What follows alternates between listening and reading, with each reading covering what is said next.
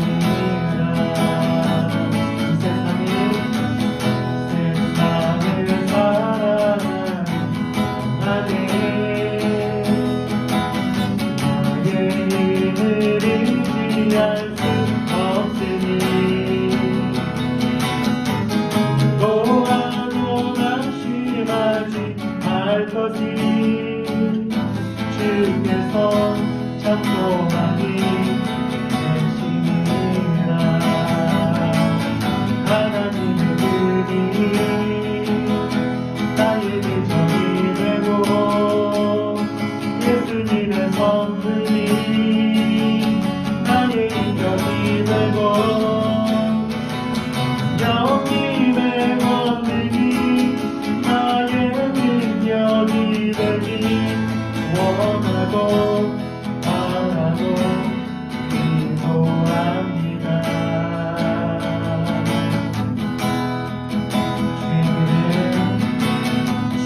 주의 길을 걸어가는 나는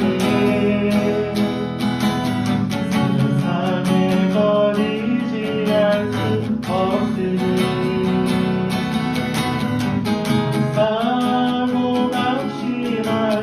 할 것이 주께서 찾기뿐이 되시니라. 하나님의 뜻이 나의 비전이 되고 예수님의 성품이 나의 인격이 되고 영님의 권능이 나의 능력이 되니 원하고 바라고 기도합니다. 하나님의 뜻이 나의 비전이 되고 예수님의 성품이 나의 인격이 되고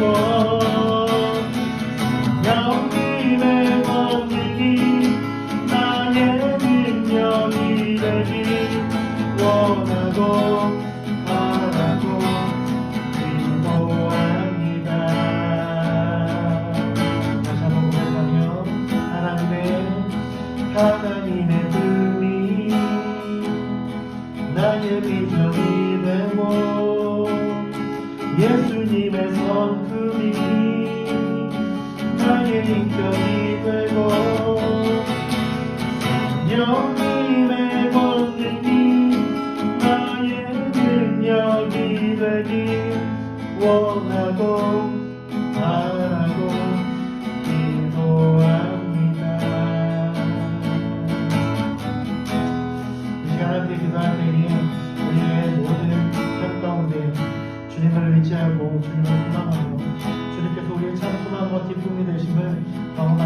살려달라고 이 시간 기도합시다. 주님이 우리 가운데 목마름 없는 생수의 근원으로 우리 가운데 임하여 주셔서 우리 가운데 우리의 갈급함을 채워주시고 하나님의 능력으로 우리의 삶 가운데 주님의 능력과 주님의 놀라운 성품으로 우리 가운데 임하여 주시고 자정하여 주셔서 우리의 삶 가운데 하나님의 능력으로 날마다 주 앞에 나아갈 수 있는 우리 모두가 될 수 있도록 이 시간 주님 앞에 나아가기 원합니다. 우리의 목마름을 주님께서 채워주시고 우리의 다른 심령을 주님께서 성령의 은혜로 채워주시고 온전히 해달라고.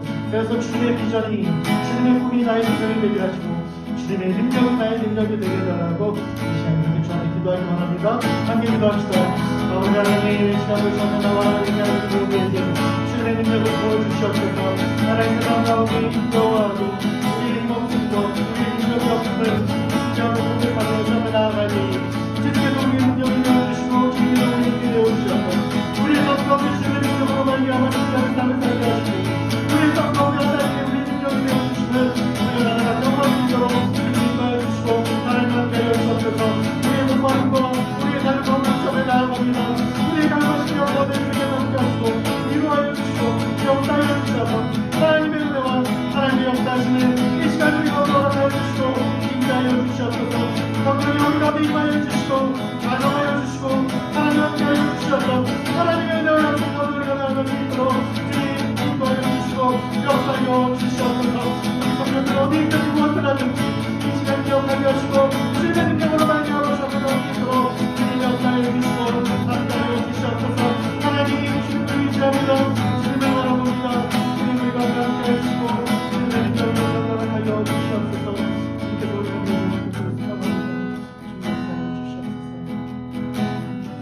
하나님 이 시간 간절히 기도합니다. 우리 가운데 주님의 능력으로 우리를 인도하여 주시고 역사하여 주셔서 힘겹게 살아가는 우리 모두에게 우리의 힘과 우리의 능력으로 의지하여 살아가는 것이 아니라 하나님의 능력과 하나님의 힘을 의지하고 주의 비전을 의지하여 주 앞에 나아갈 때에 주님의 능력이 우리의 능력이 되게 하시고 주님의 꿈이 나의 비전이 되게 하여 주셔서 우리의 삶 가운데 주님의 능력으로 날마다 주님의 그 능력 가운데 살아갈 수 있는 우리 모두가 될 수 있도록 인도하여 주시옵소서. 이 시간 우리 가운데 찾아와 주시고 우리의 갈급한 몸에 많은 심령 가운데 하나님의 성령의 은혜를 이 시간 우리 가운데 부어주시고 인자하여 주시옵소서. 그래서 주님을 기대하고 소망하고 감사드리며 예수님의 이름으로 기도드립니다. 아멘.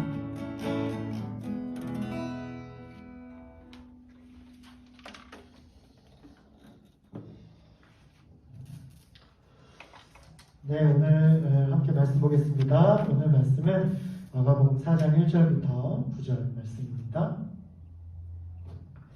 마가복음 4장 1절부터 9절 말씀을 제가 봉독해 드리겠습니다. 예수께서 다시 바닷가에서 가르치시니 큰 무리가 모였거늘 예수께서 바다에 떠 있는 배에 올라 앉으시고 온 무리는 바닷가 육지에 있더라. 이에 예수께서 여러 가지를 비유로 가르치시니 그 가르치시는 중에 그들에게 이르시되 들으라. 씨를 뿌리는 자가 뿌리러 나가서 뿌릴새 더러는 길가에 떨어지매 새들이 와서 먹어버렸고 더러는 흙이 얇은 돌밭에 떨어지매 흙이 깊지 않으므로 곧 싹이 나오나 해가 돋은 후에 타서 뿌리가 없으므로 말랐고 더러는 가시떨기에 떨어지매 가시가 자라 기운을 막음으로 결실하지 못하였고 더러는 좋은 땅에 떨어지매 자라 무성하여 결실하였으니 30배나 60배나 100배가 되었느니라 하시고 또 이르시되 들을 귀 있는 자는 들으라 하시니라. 아멘. 우리가 이제 계속해서 마가복음 보고 있는데요. 지난 시간에 예수님을 대적하는 이들로 인해서 예수님이 바알세불 즉 사탄 취급하는 것과 그의 가족들마저 다른 이들의 말을 듣고 예수님을 미친 사람 취급하는 것을 우리가 살펴보면서 예수님이 당하신 고난 중에는 사람들에게 억울함을 당하고 또 예수님이 하나님이심에도 하나님으로서 인정받지 못하는 것. 그래서 인간이 당할 수 있는 그 고난 중에는 우리가 가족에게도 인정받지 못하고 사람들에게도 인정받지 못하는 우리의 믿음과 우리의 삶을 인정받지 못하는 것을 예수님께서 이미 우리를 대신해서 그러한 고난을 당하신 것을 우리가 보게 되었죠. 예수님은 아무리 가족이라고 할지라도 예수님을 알지 못했고 예수님을 하나님의 아들로 인정하지 못했던 것을 우리가 말씀을 통해서 살펴보면서 예수님도 인정받지 못했던, 그래서 우리도 이 세상 가운데 때로는 우리의 믿음과 우리의 삶을 인정받지 못할지라도 하나님이 우리를 인정해 주시는 삶을 살아갈 때에 하나님께서 우리의 삶을 인도해 주시고 우리가 사람들의 어떠한 인정보다는 하나님의 인정을 받는 삶을 살기를 결단하는 그러한 말씀을 우리가 함께 나누었습니다. 그래서 우리가 예수님과 늘 가까이 하지 않으면 또 특별히 가장 가까이 있던 가족이라고 할지라도 예수님과 멀어지게 되고 예수님에 대해서 알지 못하는 것에 대해서 우리가 알게 되었죠. 사실 저에게도 이제 그 친형이 하나 있는데 연년생으로 형이 하나 있는데 사실은 이제 그 고등학교 2학년 때까지는 같이 이제 살았어요. 근데 고등학교 3학년 때 이제 학교가 이제 나누어지고 또 이사를 가면서 서로 이제 떨어지다가 형이 이제 일찍 결혼하게 됐어요. 그래서 이제 사실은 고등학교 3학년 때 이후로는 계속 한 번도 같이 살아본 적이 없었죠. 원래 뭐 형제지간이 그렇게 친밀한 사이는 아니었지만 이게 같이 살지 않다 보니까 사실은 이제 오히려 어색하고 가족이라고 할지라도 사실은 나의 친구들 또 내와 함께 있는 어떤 그런 교인들 이런 것보다도 더 이렇게 좀 어색한 그런 경험들을 하게 될 때가 있습니다. 아무리 가족이라고 할지라도 엄마의 그 한배에서 태어난 형제라고 할지라도 같이 지내지 않고 가까이 하지 않으면 사실은 이렇게 서로 가운데 이 친밀함이 나눌 수 없죠. 예수님께서 지난주에 가족들이 찾아왔다라고 했을 때 예수님께서 지금 함께 있는 너희가 내 가족이다라고 말씀하신 것이 바로 이것입니다. 우리가 예수님을 믿고 예수님을 나의 구세주로 또 나의 친밀한 친구로 아무리 말을 한다라고 할지라도 예수님과 친밀함을 누리지 않으면 가까이 하지 않으면 우리도 예수님을 멀리 했음으로 말미암아 예수님을 알아보지 못하는 가족들처럼 우리도 예수님을 그냥 겉핥기식으로 알 수밖에 없다라고 하는 것이죠. 그래서 늘 가까이 하는 삶, 예수님과 친밀한 삶을 살아가는 것, 그것이 제자요 성도의 모습이다라고 하는 것을 우리가 함께 나누었습니다. 이제 그 연장선에서 오늘 우리가 잘 알고 있는 비유, 네 가지 밭에 대한 비유에 대해서 오늘 본문에 함께 살펴보려고 합니다. 여기서 예수님이 비유로 말씀하셨다라고 했을 때 이 비유라고 하는 말은 헬라어로 옆에 나란히 던지다라고 하는 뜻을 갖고 있는 파라보베라고 하는 뜻인데 이 단어는 말하자면 암호라고 하는 뜻이에요. 어려운 수수께끼나 어려운 어떤 비밀스러운 말들을 풀 수 있는 암호, 그걸 이제 비유라고 얘기해요. 그래서 암호와 같은 이야기라고 하는 말이 그래서 비유라고 하는 뜻입니다. 그래서 예수님이 비유로 말씀하셨다라고 하는 것은 예수님이 본래 이야기하고 싶은 말을, 비밀스러운 말들을 청중들이 알기 쉽도록 해석해 준다라고 하는 뜻이에요. 그러니까 정말 그 율법학자나 성경학자나 제사장들만 알 수 있었던 어떤 성경의 원리, 하나님에 대한 믿음의 원리, 하나님 구원에 대한 원리를 예수님께서 오히려 그들의 편한 말로 암호화된 것처럼 같은 어려운 말을 예수님이 비유로서 그 암호를 풀어주는 어떠한 그런 형식으로 비유를 써서 그들에게 알려주는 말씀이 바로 이 비유들이다라고 하는 것이죠. 오늘 본문 4장에는 총 4개의 비유가 나오는데 오늘 본문에서는 씨 뿌린 자와 4가지 밭의 비유, 그리고 21절부터 25절까지는 등경 위의 등불 비유, 21절부터 29절까지는 자라는 씨의 비유, 그리고 30절부터 32절은 겨자씨의 비유입니다. 특별히 오늘 우리가 본 이 씨 뿌리는 자와 4가지 밭에 대한 비유는 사실은 본문에서 가장 많은 본문을 사용하고 있고 마태복음, 누가복음에서도 같은 내용이 나오고 있는 비유입니다. 그래서 이 비유는 굉장히 중요한, 예수님이 말씀하시는 어떤 비유 중에서 굉장히 중요한 비유 중에 하나다라고 하는 것이죠. 그러면 이 비유를 통해서 우리가 알고 있는 이 4가지 밭에 대한 비유를 통해서 예수님이 정말 말씀하시고 싶었던 말씀이 무엇이냐라고 하는 건데, 그거는 뭐냐면 바로 하나님의 나라라고 하는 것이죠. 하나님의 나라를 그들에게 비유로 알려줍니다. 그러니까 우리가 하나님의 나라라고 하면 막연하죠. 죽고 난 다음에 가는 천국, 혹은 우리가 그 어떤 천국에 대한 개념들, 그리고 이 세상에는 조금 이루어지지 않는 것 같은 그런 개념들, 그것이 이제 하나님 나라.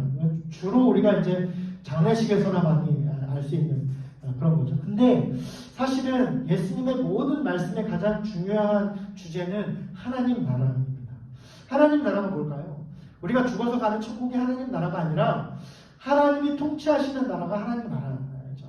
우리가 이제 옛날에 지리나 어떤 윤리나 그런 거 학교에서 배울 때 어떤 나라를 구성하는 세 가지 요소가 있죠. 국민 주권, 땅, 그죠? 마찬가지로 하나님의 나라라고 하는 것은 그 모든 우리가 거하고 있는 모든 땅과 그 국민이 있고 땅이 있고 주권이 있는데, 여러분 그 주권이 누구에게 있느냐에 따라서 그 나라가 왕조가 되느냐, 왕국이 되느냐, 아니면 공화국이 되느냐에 따라서 다르죠. 우리나라처럼 이제 국민이 주권인 나라는 어떤 뭐 공화국이라고 하는 형태를 띠고 있고, 영국이나 일본처럼 어떤 물론 주권이 국민에게 있긴 하지만 어떤 그 왕에게 어떤 그 권리가 있다라고 하면은 어떤 왕권이 있는 나라들은 어떤 그 왕조, 왕국이라고 얘기를 하죠. 하나님 나라라고 한다는 얘기는 하나님의 주권을 갖고 있는 나라를 의미해요. 즉 세상 가운데에 이 세상 가운데에 하나님의 주권이 상실된 나라에서 이 세상 가운데에서 하나님의 주권이 회복되어지는 것, 그것이 하나님 나라가 임하게 된다는 거예요. 우리가 죽어서 천국 가는 것이 하나님 나라가 아니라 이 땅 가운데서 하나님의 주권을 인정하며 사는 것이 바로 하나님 나라라고 하는 거예요. 그렇다고 한다면 하나님의 나라가 어떻게 임하는지, 하나님의 통치가, 하나님의 구원의 역사가 어떻게 임하고 자라는지, 그 하나님 나라를 소유하는 우리들이 그 하나님 나라를 어떻게 맞이하고 어떻게 반응해야 되는지를 나타내는 말씀이 오늘 우리가 보게 되는 비유다라고 하는, 그냥 우리의 마음밭에 좋은 밭이 있고 가시밭이 있고 이런 어떤 그 주일학교 때 있었던 어떤 그런 표면적인 그러한 내용이 아니라, 이것은 무엇이냐면 하나님 나라에 대해서 이야기하고 있다라고 하는 것이죠. 근데 문제는 이 하나님 나라에 대한 비밀을 가르치고 초대함에도 그것을 반응하지 않는 이들이 있다라고 하는 것이죠. 예수님이 이 땅 가운데 십자가 사역으로 모든 죄를 도말하시고 구원의 사역을 완성하시고 하나님 나라를 이 땅 가운데 이루어 주셨음에도 불구하고 여전히 세상 가운데 예수님을 대적하는 사람들이 있죠. 여전히 예수님을 믿지 못하는 사람이 있어요. 여전히 예수님을 구주도로 받아들여서 믿음을 가졌던 이들도 그 믿음을 저버리고 배교자가 나타나는 그런 문제가 있다라고 하는 것이죠. 그런 문제를 우리가 어떻게 바라볼 수 있느냐는 거예요. 그것에 대한 대답도 바로 오늘 이 비유에 대한 대답이다라고 하는 것이죠. 특별히 이 마가복음을 쓰여질 당시에 이 마가복음이 쓰여진 이유는 로마에 있는 기독교인들이 네로 왕제에 의해서 핍박을 당하는데 그들에게 위로하기 위해서 쓴 글이 바로 이 마가복음이에요. 그래서 이 마가복음이 쓰여질 당시에 네로 왕제에 의해서 핍박받는 로마 기독교인들에게는 예수님에 대해서, 하나님에 대해서 신앙의 의문점들이 몇 가지 있었어요. 그 중에 대표적인 게 무엇이냐면, 왜 예수님이 진리이신데 구원자이시고 능력이신데 왜 예수님을 끝까지 믿지 못하고 배교하는 사람들이 있을까? 라고 하는 의문이 있었어요. 두 번째는, 왜 예수님은 이렇게 우리가 핍박당하고 이렇게 고난당하고 이렇게 네로 황제에 의해서 죽임을 당하고 순교를 당하는데 왜 예수님은 어디서 무엇을 하시느냐? 예수님이 우리를 구원하실 만한 능력이 있다면 왜 하나님 침묵하시는 것이지? 왜 예수님이 능력이 충만하지 않나? 우리를 구원하실 만한 그런 능력이 없으신가? 라고 하는 의심도 있었다는 것이죠. 그리고 세 번째는 뭐냐면, 왜 저들은 예수님을 믿지 않을까라고 하는 그런 의미들이 있었어요. 왜 저들은 예수님을 믿지 않고 심지어 예수님을 믿는 우리들을 왜 대적하고 왜 우리를 죽이려고 할까라고 하는 의문들이 있었다는 것이죠. 그리고 마지막으로는 이것이 이것이 사탄의 방해인가 아니면 하나님의 때인가? 지금 이렇게 우리가 당하는 것이 예수님이 다시 재림하기 위한 마지막 심판의 때인지, 아니면은 그냥 사탄의 우리가 방해인 건지, 아니면 외부적인 환경이 그들 가운데 예수님을 바라보지 못하게 하는 건지, 그런 의심들이 있었다는 것이죠. 하도 핍박을 당하고 죽임을 당하니까 정말 예수님이 살아계신가? 왜 예수님이 가만히 있지? 왜 우리가 이렇게 핍박당하는데 우리를 핍박하는 저들은 왜 우리를 이렇게 핍박하지? 왜 이런 상황 환경들이 우리를 힘들게 하지? 라고 하는 어떤 의문들이 있었다는 것이죠. 그런 의문에 대한 대답이 바로 오늘 네 가지 밭의 비유라고 하는 거예요. 결론적으로 이것을 미리 얘기하자면, 이 씨 뿌리는 자의 비유, 네 가지 밭에 대한 비유의 가장 중요한 주제는 믿음을 갖고 하나님 나라를 이뤄가는 삶의 가장 중요한 요소가 뭐다? 마음이라고 하는 거예요. 반대로 복음을 받아들이지 못하고 예수님을 대적하는 이들의 가장 중요한 이유도 마음의 상태이는 거예요. 하나님 나라가 이 땅 가운데 임하도록 우리 가운데 가장 중요하게 여기는 그 능력이 뭐냐면 바로 마음이라고 하는 것이에요. 이미 하나님 나라가 예수님 통해서 이 땅 가운데 이루어졌고 구원의 능력이 이 땅 가운데 이루어졌지만 그것을 알지 못하고 예수님의 능력을 알지 못하고 믿음을 잃어버리고 때로는 배교하는 이유는 뭐냐면 그들의 마음의 상태가 네 가지 밭과 같은 마음의 상태이기 때문에 그렇다는 거예요. 그래서 믿음의 열매는 상황과 환경에 지배받는 것이 아니라 그 마음의 상태에 따라서 열매를 거두고 그렇지 못하고 결과가 나타난다는 거예요. 아무리 같은 조건에 있어도 어떤 사람은 믿음의 열매를 거두어요. 근데 어떤 사람은 쉽게 낭만하고 넘어져요. 어떤 사람은 배교해요. 어떤 사람은 아예 말씀을 듣지 않아요. 같은 예수님의 말씀을 듣고도 바리새인들과 율법학자들은 아예 말씀을 거부해요. 같은 말씀을 듣고 처음에는 은혜를 받았지만 나중에는 그 말씀을 다 까먹어요. 어떤 사람은 같은 예수님의 말씀을 듣고 기쁘고 감사하고 은혜를 받았지만 조금만 어렵고 힘들면 에이 예수님의 말씀이 나에게는 거짓말이야 라고 하면서 그 말씀을 버려요. 또 어떤 사람은 예수님의 말씀을 듣고 그것이 마음 가운데 깊이 새겨져서 어떤 상황과 환경 가운데서도 그 믿음의 열매가 나타난다라고 하는 것이죠. 이렇게 네 가지 어떤 상황과 환경, 어떤 똑같은 종이나 조건에서도 이렇게 열매가 다를 수 있는 것은 그들의 상황과 환경이 다른 것이 아니라 그들의 마음이 다 다르기 때문이다 라고 하는 것이에요. 여러분 이것은 우리에게도 우리가 하나님 앞에 온전한 믿음을 소유하기 위해서 가장 중요한 게 무엇이다? 마음이다 라고 하는 것입니다. 우리 가운데에 여전히 세상은 코로나와 여러 가지 것들로 우리를 힘겹게 하고 여전히 세상은 예수님을 인정하지 않아요. 여전히 세상은 교회를 미워하죠. 여전히 세상은 믿는 자들을 향하여 비난하고 믿는 자들을 부끄럽게 하고 믿는 자들에 대해서 손가락질하죠. 2000년 전부터 지금까지 교회에 대한 이러한 인식은 한 번도 변함이 없었어요. 아무리 교회가 부흥되고 복음의 능력이 나타난다라고 할지라도 복음에 대해서 힐난하고 비난하는 사람이 항상 있었고 복음에 대해서 반대하는 사람들이 항상 있었고 예수님에 대해서 반대하는 사람은 언제나 항상 있었어요. 태초부터 지금까지 인간이 타락한 이후에 예수님이 다시 오시는 그날까지 계속될 거예요. 그러면 상황과 환경 때문에 나의 믿음이 연약하다라고 하는 것은 핑계일 뿐이라는 것이죠. 무엇이 중요하다? 우리의 마음같이 어떻게 돼야 되느냐라고 하는 것이죠. 우리가 살펴보겠지만 여러분 우리가 잘 알고 있는 이 네 가지 밭의 비유에서 예수님이 말씀하고 싶은 것은 너희들이 좋은 밭을 가져라가 아니에요. 너희들의 지금 마음밭이 어떤 상태인지를 점검하라는 거예요. 내가 가시밭인지 돌밭인지 내가 아니면 가시떨기밭인지 아니면 그냥 길가밭인지 그 세 가지 밭 중에 어떤 밭인지 우리의 마음밭을 돌아보라는 거예요. 그리고 그 마음밭에서 좋은 밭으로 귀경하라라고 말을 하고 있는 거예요. 내가 어떤 땅인지 알아야 돌을 뽑아내든 가시떨기를 뽑아내든 길가를 밭으로 만들든 해야 될 거 아니에요. 근데 내가 어떤 밭인지 모르기 때문에 씨가 뿌려져도 왜 자라지 않는지, 왜 믿음이 내 안에 자라지 않는지 모른다라고 하는 것입니다. 그래서 예수님께서 오늘 이 말씀 우리에게 주신 것은 우리의 마음밭이 어떤 마음인지 돌아보라라고 하는 것입니다. 우리의 마음이 바뀔 때 우리의 믿음의 열매가 달라집니다. 세상도 사람이 어떠한 각오와 마음이 달라지면 정신이 달라지면 생각이 달라지면 결과가 달라진다고 하잖아요. 이미 예수님이 말씀하셨어요. 우리의 믿음의 결과는 마음이다라고 얘기하고 있다라고 하는 것이죠. 이제 계속해서 우리가 씨 뿌리는 비유에 대해서 계속 살펴볼 거예요. 우리가 이 씨 뿌리는 자의 비유에 대해서 알잖아요. 네 가지 밭, 길가밭이 있었고 돌밭이 있었고 가시밭이 있었고 좋은 밭이 있어요. 거기에 따라서 열매가 자라다가 멈추지만 좋은 밭에는 자라요. 우리가 집중하는 것은 좋은 밭에만 집중하는데 사실은 틀렸어요.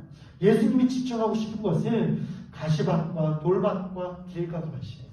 이 밭 중에 한 가지는 우리의 마음이라는 거예요. 이 세상에 있는 사람들은 처음부터 좋은 밭이 아니라는 거예요. 처음부터 좋은 밭을 갖고 있는 사람은 정말 하나님의 은혜고요. 대부분의 사람은 돌밭이든지 길가밭이든지 가시밭이라는 거예요.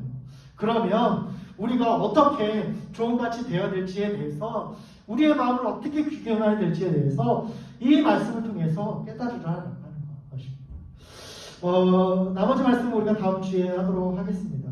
우리가 이 말씀을 기억하면서 나의 마음은 어떤 밭인지, 말씀에 대해서, 예수님에 대해서, 믿음에 대해서 나는 어떤 마음을 갖고 있는지, 삶과 환경에 넘어지고 있지는 않은지, 아니면은 말씀 들을 때만 혹은 예배 드릴 때만 좋다가 일상생활에서는 아무런 상관없는 삶을 살고 있는지, 아니면 아예 말씀조차 듣지 않고 예배마저도 오기 싫어하는 그런 돌짝밭 같은 모습인지 우리의 마음밭을 점검해야 된다라고 하는 것입니다.